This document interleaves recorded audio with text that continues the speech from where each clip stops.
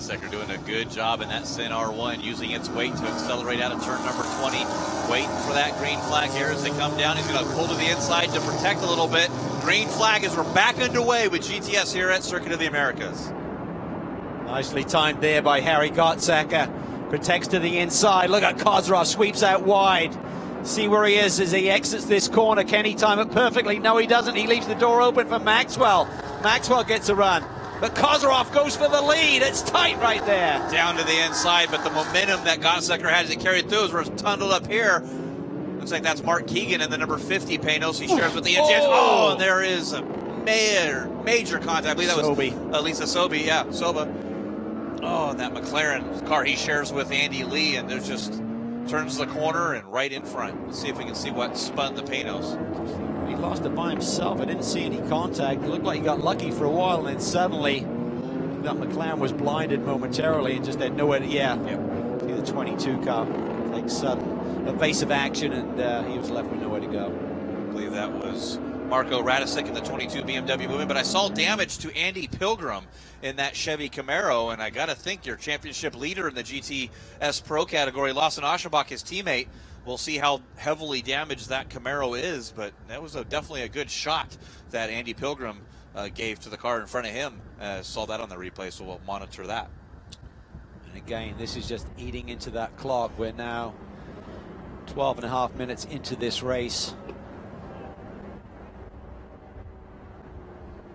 And this is not what Tom Milner and everyone leading that Panos Racing team were looking for to see their championship charge car, the 50 machine. Ian James just had such a stunning year last year when he just went on a march mid-season and really took it after Lawson Aschenbach. 6 wins. And definitely one of the favorites coming into this year. Oh, you can see just the litter of carbon fiber and bodywork there on the exit of turn number 1. So it's going to take a significant cleanup to get those cars clean. Harry Gottsacker did a good job on that start, protected down to the inside. Vesko Kozrov trying to see if, like you said, Cal, doing that over-under, sweeping way wide to try to get under there. But Harry, just a young man, doing a superb job protecting that inside on the exit of 1. Yeah, he's got a lot of confidence.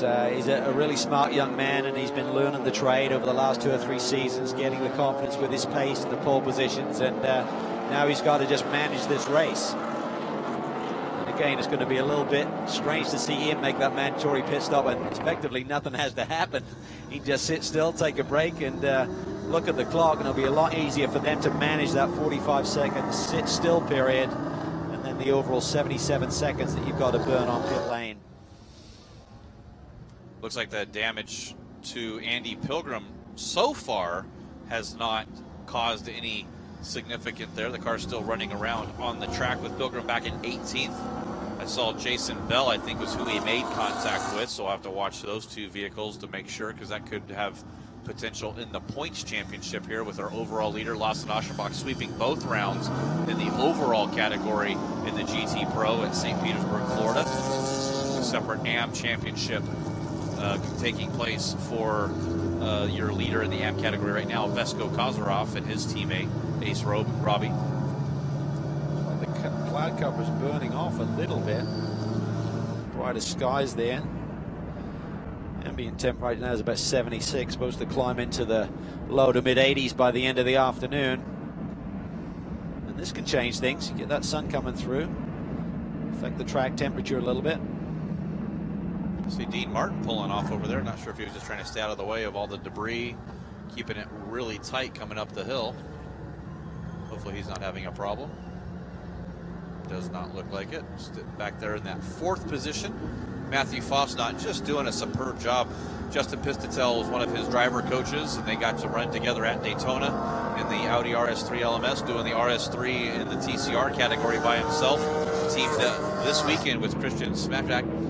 Christian returns to racing as well, been a long-time competitor. Yeah, he's a good guy, though. He was kind of the super sub in another championship for the past few years, and always seems to be able to step up to the plate, putting really fast lap times, really race savvy as well. So I think Matt's got a great teammate there, Shimshak.